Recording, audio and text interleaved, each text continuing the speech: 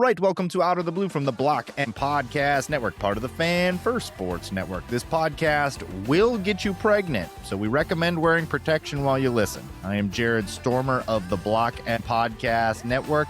With me this time, and with me often, is producer Tony. Congratulations to Andy and Olivia Bailey. He will be out for a little bit here. When he's ready to come back, we will welcome him back with open arms. You get me and me alone going solo, going some ISO ball on this one. More difficult than you would think, but nonetheless, we endeavor to persevere. Got to get the content out to you, particularly after the spring game, which we will talk about in this podcast. Before we get into that, let's touch the banner. Since we last podcasted on the spring game draft, big commitment for Michigan. 2027 four-star Camden Lopati has committed to Michigan. 6'3", 225-pound prospect out of Salt Lake. I had offers from Notre Dame, Georgia, Oregon, Florida, 20 others. This was a highly sought-after quarterback. He's a top 10 quarterback prospect via 247 Sports. Went in and watched about 10 minutes of tape, nothing too crazy. I liked what I saw. What's more interesting, though, is this is Whittingham and Jason Beck's guy. This is what they want out of the quarterback position. And what I saw was a big quarterback that could both run and pass, has a tendency to throw off of his back foot, which a lot of young quarterbacks do. He'll have to get that out of there. Puts up too many balls that at the college level I think will be intercepted. Needs to be more decisive there with his reads, not just chucking it up. But can run, is big, is physical. So you kind of start to see what the mold is of what Jason Beck and Kyle Whittingham want the quarterback position to be. And they still have that footprint out in Utah. So we'll see how this recruiting class kind of comes together, if they can build relationships all over the country, or if they're still kind of primarily recruiting that old footprint.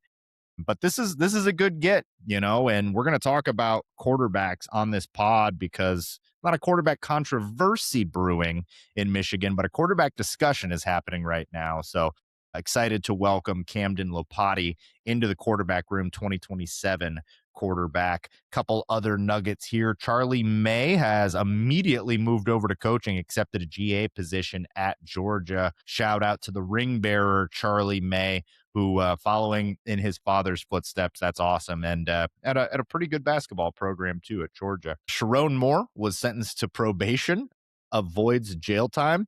And that's all I have to say about that, because I don't really want to talk about it. But I guess good for him. God, I can't wait to never have to mention his name again, but had to at least be brought up. This is a Michigan podcast. On the more positive side here, let's move over to basketball. Cincinnati transfer Mustafa Thiam, I think I'm saying that correctly. Apologies if I butchered that. Will visit Michigan today, my birthday, mind you. Recently visited St. John's, averaged about 13-7 last year for Cincinnati, and 7-2. So this would be a wonderful little replacement for Adai Mara if he does in fact commit. Was already seeing some whispers like, man, did Michigan lose some luster, very quickly after a national championship? Like, guys, we don't even know if Mara and Morez Johnson are staying yet. Like, let's pump the brakes on the Michigan can't get anybody thing. And if they get this guy immediately, there's your front court rebuilt. Sounding like Mojo is coming back based on some of the nuggets that I've seen out there posted under Adai Mara's story, like one more year. If he's trying to convince Adai Mara of one more year, and some of what he said last week about not needing the draft, sounds to me like a player that's pretty interested in coming back. And if you have Mojo and DM, that's immediately reloading right there. We already know how good this backcourt's going to be. That would once again be, I don't know if they'd be title favorites, but they'd certainly be among the favorites if you can get that back. So definitely keep an eye on this one. I know there was a lot of people that were hoping for Flory Badunga, who ended up going to Louisville. They shelled out a bag at Louisville for their transfers. My word. Hopefully we can get this guy. That would immediately make this one of the best teams in the Big Ten and one of the best teams in the country.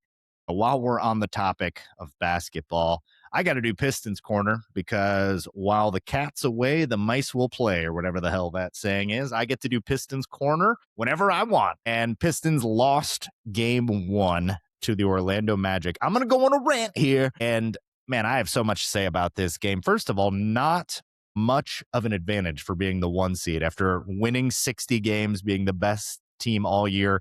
You don't get to pick your opponent. Instead, you get a team that's just playing themselves into the best basketball that they've played all year while you sit around for 10 days and the Magic get healthy. Shout out to Franz Wagner and Mo Wagner. I love you guys, but come on now. I'm a Pistons fan, and that is not going to get it done. Pistons are up against it in this series. Wednesday is a massive game, game 2, long wait. Plenty of time for JB Bicker's staff to figure out what the hell he's doing. Maybe don't play 12 guys, 12-man playoff rotation, not a thing. This is why he was let go from Cleveland, is because great regular season coach gets to the playoffs and seems to get nervous up in his head. Jalen Duren was minus 21 in this game. And, oh, wow, who could have predicted that if you just pack the paint against the Pistons, they're not going to have enough shooting? The answer is everyone that watches Pistons basketball. That's why everyone was so upset. Like, go make a move. I know they got Kevin Huerter, who's played well, but you don't even play him. Like, you're just playing every guy. Like, here, you get 3 minutes and you get 4 minutes. Sweet. That'll really get guys into a rhythm. Got to be better. Or else this is going to be a disaster season if you lose to the 8th seed. We're going to be the laughing stock. I'll never listen to another podcast again. Man, basketball makes me so nervous. All right. Let's get into this here, shall we? Spring game reactions. Wish I would have been able to make this one. Looked like it was a lovely day in Ann Arbor for the spring game. And I am not the type to really overreact to spring games, but then again, I am also exactly the type to do that. So we're going to overreact to some things. We're going to have some conversations here. Wasn't exactly a high-scoring, exciting affair. I don't even have the score written down because I think it was 7-6. It was, whatever. It was not high scoring and it was not exciting, but it's still good to see Michigan, football again. I was happy to see that. Good to see Whittingham on the sideline. Good to see all our old friends again from last year. And there are some takeaways. So I'll get into it and I'll kind of rate things how I see them. Like, is this real? Is this something that'll carry over into the next season? Or is this just spring game nonsense? Got to start at the top because this is where the dialogue, the discourse has been focused, and it's on quarterbacks. Bryce Underwood in this one, 3 of 9 for 22 yards. He was sacked twice, played the whole first quarter for both teams. So Tommy Carr got a lot more run in this one. Obviously, the offensive lines are split up, so there's not going to be any cohesion there. But I'll be honest, I didn't see anything about Bryce Underwood that was like, yes, we're saved. Everything from last year is fixed. That is not what I saw. Pretty unrealistic to think it was going to be fixed, though. Like that, he did not have a quarterback coach last year to suggest that it was going to come in and just be like, yeah, a couple weeks on the job, and all of a sudden he's JJ McCarthy, dude's ready to go. So I'm not panicked about that. And I'm not panicked about the fact that he got outplayed by Tommy Carr, who played again for both teams. He was 21 of 30 and 43 yards, also probably ran for 90 yards, 85 yards in this one. Dude was scooting. But again, there was a lot of the ones early on, and then you go to the 2s and 3s. It's very difficult to really compare and contrast and say like, oh, Underwood was actually better because he's going up. Like I'm not here to do that. I don't think anyone can reliably do that. That being said, Tommy Carr is going to make things more interesting. Is he actually going to push Bryce Underwood for this job this year? By all accounts, no. From what we've heard from Whittingham, these other guys, like, this is our quarterback, really trying to downplay it. That's what you do as a coach. But here's my thought process. They did not recruit Bryce Underwood. This is not Bryce. This is not their quarterback. And this is their first year there. If things start going south and he is a 50% quarterback, completing 50% of his passes and throwing as many touchdowns as interceptions and making freshman mistakes and not picking up the coaching, and Tommy Carr's just there looking like an elevated game manager already as a true freshman, he will push Bryce Underwood. Why would he not? Why would you as a coach not at least take a look at that, particularly if things go south early on in this schedule, a very difficult schedule this year? I have always been one to not coddle Bryce Underwood. Dude's getting paid more than like 4 neurosurgeons put together. He's making like Gary Oldman money. Like, he's making like a good actor, he's like Javier Bardem's paycheck. I expect results. Okay, because like that money could be better spent elsewhere. A game manager would work. We saw with Devin Dampier last year, like what would a Devin Dampier cost? And we'll just We'll tout out the best rushing attack known to man, with a more running based option. So it doesn't have to be Bryce Underwood. I no longer subscribe to this like Bryce Underwood or bust. The future of our program is in his hands. Like, why? Why is the future of our program in his hands? Like, if he can't get it up to, like, we're expecting greatness, but you better at least get up to goodness. You better get up to decency this year. If he's not like an above average quarterback this year, why wouldn't Tommy Carr get a look? Or why wouldn't, and I don't know about Chase Herbstreit, all due respect to the Herbstreits, but why wouldn't Fowler Nicolosi or somebody get a look? I don't think it's chiseled into stone like some people have said, and like even Whittingham himself has said, like, that's our starter. Well, yeah, you're paying him whatever it is, $7 million a year. You expect him to be your starter. The talent is through the roof. And now I'm going to talk out of both sides of my mouth. I think we'll be okay with Bryce Underwood. Didn't see anything in the spring game that indicates that, but I just think the talent is there. He's going to run a lot more when the bullets are live. And with his legs, that's already there. Like, he's got that. He's got the physicality. He'd see over the line because he's massive. So I think that he'll see when things open up. And once he's available, like able to use his legs a little bit more, I think that's going to open things up. Also, he's going to have one of the best backfields in the country, if not the best backfield in the country to help him. Dramatically improved wide receivers. And we were splitting up the offensive line. The offensive line play will improve.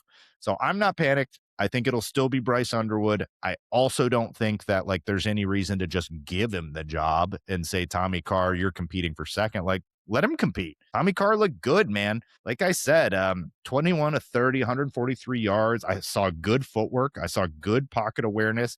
I saw an early enrollee freshman way ahead of where you usually see an early enrollee freshman. And he did look better than Bryce on that day. Again, caveats, many of them, but it's not necessarily a quarterback competition, but I think Tommy Carr, I think Bryce might start to feel a little bit of that hot breath on the back of his neck and be like, all right, you know what? It's time here. Let's talk about the running game that will support him. Savion Hyder truthers. You can't really be a Savion Hyder truther. That's like being a Leonardo DiCaprio truther. You're like, you know who's pretty good? Leonardo DiCaprio. Big fan of what that guy's bringing to the table. Yeah, Savion Hyder's good. The size, though, man, I was getting texts from my cousin who was at the game. As soon as he walked on the field, he's like, my God, that dude is already ready for it. He's got those getaway sticks, those thickums, those gigantic legs that are ready for a Big Ten schedule. Awesome running back duo between him and Marshall.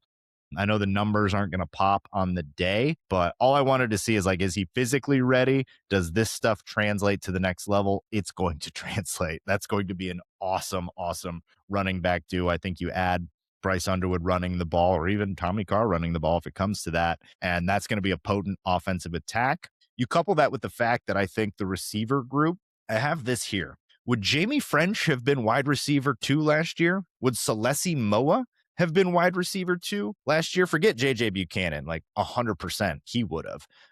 But now you've got Buchanan, French, and Moa all better than our number 2s last year. All of them. That is a much better room, dramatically better. And again, they weren't really spraying the ball around out there. But I mean, you saw Kendrick Bell make a catch. Browder made a catch. Moa and Hogan Hansen made outstanding catches. Really good stuff from both of those guys. So the room is dramatically improved. Kind of goes into my first point that I think we'll be okay with the quarterbacks because, look, if not, we got a serious problem, man. There's weapons all over. There's a running game to back you. There's a quarterback coach. There's competency. And I think the line will be fine. Didn't see Andy Babs in this one, but I think the line will be fine overall. And once you put all those guys together, put your best 5 out there. Saw some good stuff from Evan Link out there. That'll be fine. It's weird to split up your best 5, but I get why you do it because you can't just, if you put your best 5 out there against the 2s on the defensive line, it's going to look like the greatest offensive line on the planet. So I get why they do it, but it's kind of hard to get a read for things. So all that to say, I really think the offense is going to be fine. Coach Witt said he thinks the defense is ahead of the offense. I think a lot of people were saying that. He said the D line is the deepest on the group, on the team. I don't know if I believe that. That is not how we drafted it up. I think there's competency deep in there, but is like there a ton of talent? Maybe he's counting in John Henry Daly there and like what he will be. And then, the Trey Pierces and some guys stepping up. Maybe it's coach speak. Maybe he truly believes that. They looked really good. It was difficult for anyone to get anything going in the spring game there. But I think the offense will be ahead of the defense when we roll out the live bullets in September. Personally, I think the ceiling of the offense is higher than the defense regardless, but not a bad thing if the defense is stepping up and guys on the defensive line are stepping up. That's certainly not a bad thing. I think that's exactly what we want to see. I heard some praise for both Dom Nichols and Cam Brandt and some of the defensive line there. As far as defenders that I saw that really stood out, how about the hit from Markel Dabney? Not a name that I mentioned, did not get drafted in the spring game. I had some pleasant flashbacks watching a number 23 come up and fill the gap and hit like his life depended on it. That pleased me greatly.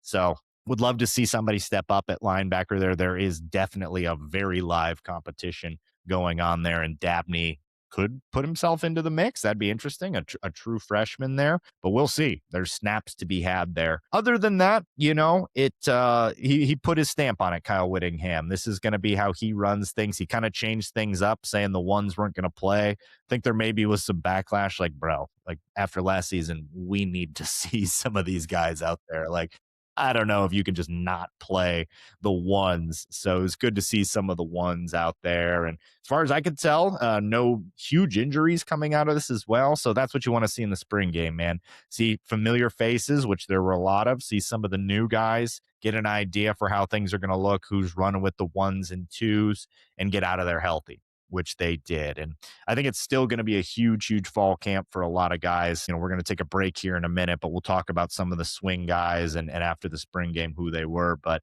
yeah, overall, it wasn't the most exciting afternoon, but I can't think back of one spring game that I remember. Maybe when it was, Brandon Peters came out in the spring game and was lighting it up. And I was like, oh boy, we got one here. But other than that, the spring game is pretty inconsequential generally. So I'm not going to overreact, underreact. The quarterback discourse is going to continue. We're now entering sicko mode, total off-season mode, where these conversations are going to get very annoying come middle of July, and we're all just going to be itching, scratching, begging, clawing for any type of real football. So it was good to get some football in April, and yeah, looking forward to fall camp where guys are going to have some real chances. There's some real battles still happening: offensive line, linebacker, defensive line, rotation guys, who's in the secondary. Health is going to play a big role in that too. So lots still to be determined. The only things that you can kind of lock in coming out of this are Marshall and Hyder are elite. Wide receivers are improved. There's more on the defensive line than we thought, and there's some real talent on the offensive line. I would add to that I think the secondary is going to be good. The defense has really outplayed the offenses there. I think that the secondary is going to be deep and good as well. All right, let's take a break. When we come back, we're going to talk about some of the swing players that could really swing this upcoming season. All right, we are back. We are righteous men. College football is very good. We are, 137 days away from college football. So as much as the spring game might not have been exciting, we don't get it for a while. So enjoy it. I may find myself in the depths of July going back and rewatching that one. That's a hell of a tackle by Chris Bracey there. Pretty sure I covered everything that I wanted to cover there as far as the spring game. There were some guys that stepped up and made individual plays. Not really. I mean, you got 2 hours from Andy and I last week. I don't know if I have the bandwidth here on a solo pod to go talk about how Cam Brandt sets the edge. It's not really in my lexicon right now, but always reach out to us, ootbsports23@gmail.com, if you have any specific questions. Tony, we haven't checked the mailbag in a while. We should probably dip in there. Yeah, and absolutely, particularly while Andy's out on pat leave, good time for some mailbag. We got some good segments lined up. Really excited to do an all segment show. Andy always gives me grief for all the different segments that I have that we never come back to. Get ready for the all segment show. We're doing all of them. I can't wait. I cannot wait to do every segment all wrapped up in one. Really looking forward to that. Had some people reach out on Twitter after the spring game draft, and they asked if we would be willing to do an all-time Michigan draft. I am in. I am in. I would have to add the caveat that I am not going up against Andy Bailey anything pre what I've watched. So anything pre 97, no way, dude. He knows people from the 1970s that even their parents have forgotten, or their kids are like, oh yeah, you played football at Michigan in the 70s. So I'm not doing that. But if we go back to 97 when I started watching, I would love to do like a 97 to now, which I modern era, I guess you could call it, football. Would love to do something like that. That I might be able to contend with. I think the first pick would still be Charles Woodson, but it'd be interesting because there's some quarterbacks in there. Like, would you rather get your quarterback early, or do you just go get the GOAT? Do you care about maybe like having the best defensive line a human being could ever assemble, which you could certainly assemble if you're going back to 97? You could assemble an insane anything. Like, take your pick. Wide receiver, you could assemble an insane wide receiver group. There's really nothing thin if you go all the way back to 97. If you go all time and you get guys like Tom Curtis and stuff in there, give me a break. Michigan's up there with any university in the country as far as the best possible team you could field. So love that idea. I think that we're probably going to do that. That sounds like some great off-season content. What we've got for you here, something that I mentioned in the spring game draft, is I was looking at swing players that if they hit could really make or break the 2026 season, players that it's a big year for them, players that like if they don't step up could be looking to transfer, players that have a high ceiling. So I went and added a few after speaking with our lovely producer Tony. We're going to talk swing players for the 2026 season. Got a couple different categories here. So we're going to start with swing players based on health. And if these players are healthy, they are going to be studs. Got 3 players here. That's going to be Andrew Babalola, Rod Moore, and John Henry Daly. If healthy, all 3 of these guys are projected to be studs. Rod Moore and John Henry Daly, a little bit different of a class. The proof is in the pudding, as they say, absolute studs. They've done it at the highest level. Rod Moore is a ring bearer. There's nothing more we need to see from Rod Moore to prove who he is. If he can get back to that level, you're talking a Caleb Downs level safety, not quite as athletic as Downs, although Downs isn't that athletic, but just a general back there, smart, always knows where to be, great tackler, ball skills, all of that. John Henry Daly also last year proven 48 tackles, 11 and a half sacks in 11 games. If he's healthy, he's good. Andy Babs, a little bit more of an unknown. You've got to kind of take a leap there and assume that the talent's going to weigh out. Now, all we really have to go on is that he was projected to start at left tackle last year, which would have made him one of the first. This is where I need Andy for like what there's been like 1 or 2 in the history of Michigan football, but that is telling. And the physical profile, dude looks like freaking Trent Williams. Was hearing from people on the sidelines that out of pads, he's the biggest dude out there with that athleticism, but it's a knee injury. You know, I don't love the combination of insanely athletic, huge dude that his whole thing is based on like, oh my God, that size plus athleticism. What is that? Now, the good thing with Andy Babs is say this is that knee injury took him down a peg athletically. He's young. He's 18. That shouldn't be the case. I'm not saying that. Certainly not a doctor. But even if you took the athleticism down a couple notches, that guy could still come out and play tackle for you. So big swings on all 3 here. I would say Rod Moore is actually probably the biggest swing because that was a pretty nasty injury. We saw last year, couldn't quite get back, said he's feeling as good as he's felt in a long time. But when it's ACL, MCL, PC, it was all of it, man. That's not great. So like, can he ever get back to the Rod Moore that we knew? If he can, and he's starting back there with either Mason Curtis or Chris Bracey, outstanding group of safeties, the leadership that he brings, just being able to get him on the field. And again, if it's down a peg athletically because it just didn't heal quite right, or, you know, sometimes this happens, man, you get an injury and you don't come back quite the same player, still having his leadership back there would be huge. So for these 3 guys, it's all health. Babs, Rod Moore, John Henry Daly. Next, swing candidates, step up guys. Who's going to step up to the plate and fill roles? There's a lot of competition still happening on this team. It's going to bleed over into the fall for certain. And there's probably other people here.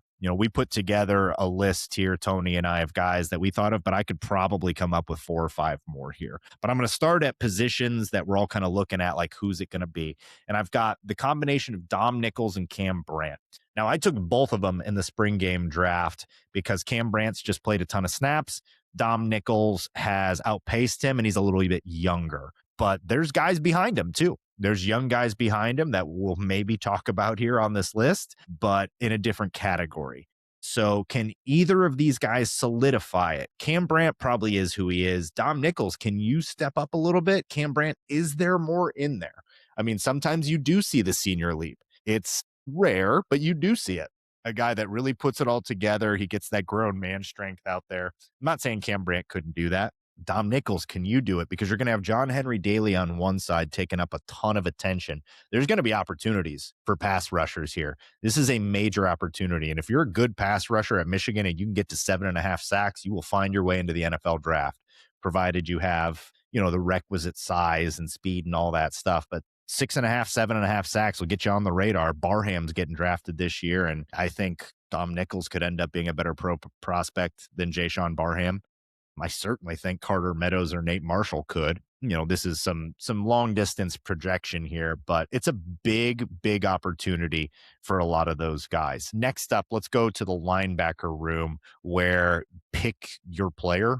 If you want a step-up candidate, someone's got to. Chase Taylor, Nathaniel Owusu-Boateng, and Nathaniel Stalling are the names that I listed here because I kind of know who Troy Bowles is, and I kind of expect him to be good, not great. Think like Timu Michael Barrett out there, but like Owusu-Boateng could take that role from him. Certainly more talented, needs to put on 10 pounds. And if he does, that ceiling gets a lot higher as a blitzer. Owusu-Boateng can really track the ball, man. So there's a ceiling there. Obviously, if you listen to this podcast, I should probably just shut up about it at this point. But there's a reason we're bringing him up here because just a massive void at the linebacker position, a lot of uncertainty. Nathaniel Stalling last year, 75 tackles, 6 for loss, 1.5 sacks, 3 picks, and a fumble recovery. Does that translate? If that translates, my goodness, he looked the part when I went back and watched some tape. He's like the one when you turn on their defense, you're like, is it 52? Tell me it's 52. And then you zoom in, you're like, it's 52. We're good.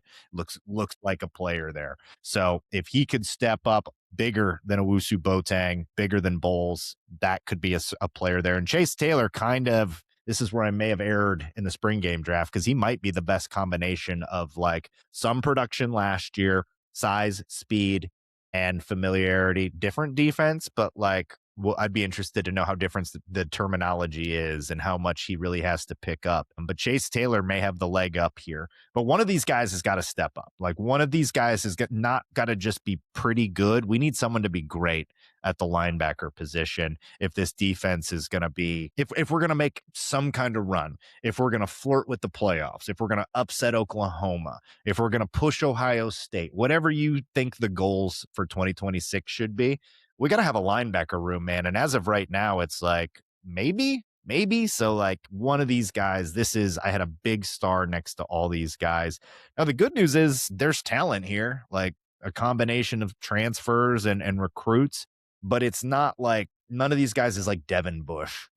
Closest would be Owusu-Boateng, where you're like highly recruited, pedigree, athleticism, all that stuff. But like even he is not like Devin Bush level where you're like, I'll be surprised if it doesn't hit. So someone's got to step up here. That's why that was the step up candidates and the swing players. I've got 2 players listed under ceiling here, and ceiling is like if they hit, oh boy, we could really be onto something. Now we could probably come up with some more for this, but I wanted to talk Celesi Moa and Jamie French. Celesi Moa, who certainly looked the part in the spring game, had an outstanding catch, is about 2 inches taller than I thought he was when I was watching his high school tape. Fluid athlete, undersized as far as his weight, but man, like has it all, man. Has that it factor, has that the fluid hips, has the ability to get in and out of breaks. I think he'll become an excellent route runner. So there's something there, man. There's a reason why the staff was so pumped that Celesi Moa transferred over and came to Michigan. And then Jamie French, kind of a similar deal. At one point was considered like a top 10 wide receiver. And again, I saw some stuff in the spring game. Had, what do you have, one catch, two catch? But you saw some more stuff coming out of some of the leaked footage of him, and he was making some catches. And it's like, man, all right. Could this guy hit his ceiling? You heard Andrew Marsh say we need to get this guy the ball more. Both have extremely high ceilings. So if one of them hits their ceiling, I don't think anyone's getting past Andrew Marsh. I don't think anyone's getting past JJ Buchanan. But if Celesi Moa starts to hit that ceiling this year, and it's Marsh, Buchanan, Moa, brother, we're talking some all-time stuff. We're talking having Len Edwards and Mario Manningham out there kind of stuff, particularly since they can all come back. Maybe not this year. And we already talked at the top half of this, is we don't even really know what we've got at quarterback, but we have wide receivers. And if one of these guys hits, oh boy, we might have a room there. All right. Let's push over here. This is a less exciting one because these are guys that are kind of coming up on make or break years. So these are swing players as potential transfers / early playing time guys. So we'll start here with Shamari Earls, who, again, very highly recruited, high 4-star.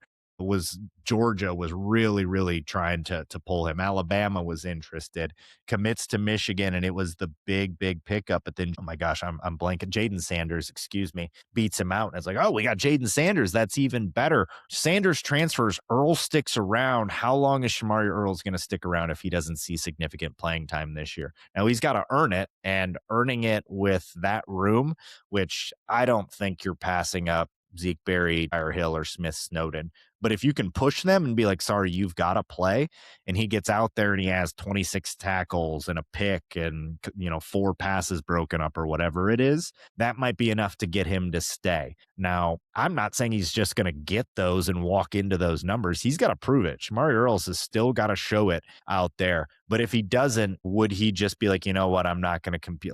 I'm just going to go to Virginia Tech and start right away. They're offering me an automatic spot down there at Florida Atlantic. I don't think he would go that far down, but Purdue would love to have Shamari Earls, my go-to for a middle of the road program. Same thing for my boy. This one hurts me. Kano Winston, as I like to call him. Been there for a couple of years now. Wasn't recruited by this staff, has been passed up by some other guys. They go and get Chris Bracey. Mason Curtis is in front of him. Rod Moore is coming back. There's guys that could play the safety position. This is kind of a loaded group. Can he even get on the field this year? And, Jacob Oden, Jordan Young. I didn't even mention Jordan Young and Jacob Oden. Let me flip that because that's probably more likely. But you've been passed up by Jordan Young. If you get passed up by Jacob Oden, it might not happen at Michigan. So we'll see if he can get onto the field this year. Carter Meadows, talk about an early playing time guy. Not one that I'm necessarily worried about transferring if he doesn't see playing time, but if he does see playing time because he's better than Cam Brandt and offers something he can't, or if he's better than Nate Marshall and offers something he can't do, that's a swing player. He could almost be put into the ceiling group. But true freshman defensive ends, I've yet to see one that came in and really dominated the game. But if he can be rotational and set up for a huge 2027, that's big for this team, man. That's big for this team. There's a need at defensive end here. And Carter Meadows is a better prospect than Nate Marshall. So he could easily pass up Nate Marshall, which leads me to the next guy, which is Nate Marshall. Nate Marshall, though, potential transfer candidate. If Carter Meadows comes in and you're getting beat out by Cam Brandt, Dom Nichols, and Carter Meadows, I mean, and forget, who else might be able to step up into that? Is Merrick Kuma even still on this roster? I don't think he is. But there's that other guy with the name that I struggle to pronounce. But if one of these other guys steps up and gets past you, I could watch for Nate Marshall to be a transfer guy. So he's another one. And then, kind of on the same lines there, JoJo Edmonds. Is it going to happen for you this year? Highly recruited. A lot of other guys stepping up there. You got Shamari Earls in there. You wouldn't hate to see Earls and JoJo Edmonds not get playing time this year, because then that means it's probably full overhaul next year. Really need one of these guys to hit to be the guy that takes up the mantle for Berry and Hill next year. So one of JoJo Edmonds, one of Shamari Earls needs to hit. One of Carter Meadows or Nate Marshall needs to hit. If not for this year, then for what we're building. But they could really make an impact this year, particularly those two defensive ends could really make a big impact this year. So those are my swing players. Let me know who I missed. Let me know how wrong I am. I can take it. That's what beer is for. But I think that's going to about wrap us up here for the solo episode here. Spring game breakdowns will be back next week. I think I'm going to take a week off here in about 2 weeks. We'll let you know next week on the pod. See how it goes. I'm currently traveling the globe as I am wont to do. And sometimes on some of these islands, they don't really have the best of Wi-Fi, but try and keep you updated with things. Certainly appreciate everyone that reached out after the spring game draft. I look out for maybe some fun guests coming up probably within the next month and a half, I would say, within the next 60-ish days, something like that. So we'll certainly get out to you when we know who those people are and when they're coming on. Thank you to producer Tony on this one. Thank you to my absentee co-host Andy Bailey and his lovely wife Olivia, sending y'all the best. I am Jared. This is Out of the Blue, and I would like to remind you that wherever you go blue.